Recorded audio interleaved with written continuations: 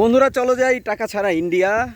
কী অবস্থা, সবাই কেমন আছেন? আমি সুপ্ত ভাই পেজ থেকে সবাইকে জানাই অনেক অনেক শুভেচ্ছা।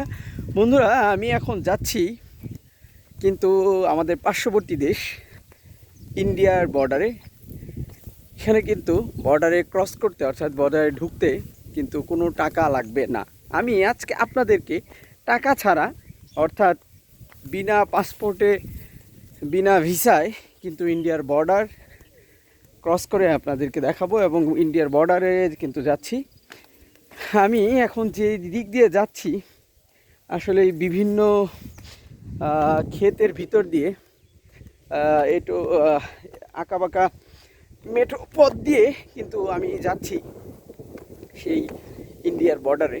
এই বর্ডার দিয়ে কিন্তু গত 5 তারিখের পর থেকে বাংলাদেশের বিভিন্ন নেতাকর্মীরা, বিভিন্ন দলের নেতাকর্মীরা তারা কিন্তু এই বর্ডার দিয়ে কিন্তু সীমানা পার হয়ে ভারতে পলায়ন করেছে এবং এই বর্ডার দিয়ে কিন্তু প্রতিদিন বিভিন্ন রকমের চোরাই মালামাল, গরু, চিনি সহ ভারতীয় যে সকল পণ্যগুলো, এই পণ্যগুলো কিন্তু বাংলাদেশে পাচার করে নিয়ে আসা হয়।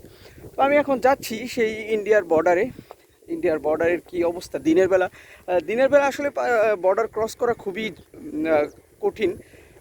রাতের বেলা বর্ডারের খুব সহজে ক্রস করা যায়। কাঁটাতার ভিতর দিয়ে কাঁটাতারে অনেক কাঁটা থাকে, সেই দিক দিয়ে যাওয়া যায়।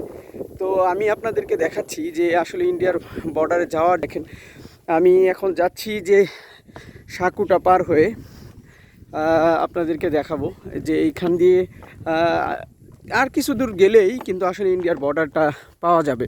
তো সুপ্ত ভাই পেজের সাথেই থাকবেন। ইন্ডিয়ার বর্ডারে আর দেখাবো আজকে এবং কিভাবে আসলে ইন্ডিয়ার বর্ডার ক্রস করা যায়, কীভাবে আসলে ইন্ডিয়ার বর্ডারে ঢোকা যায়, ইন্ডিয়াতে ঢোকা যায়, সেই দৃশ্য আপনাদেরকে দেখাবো।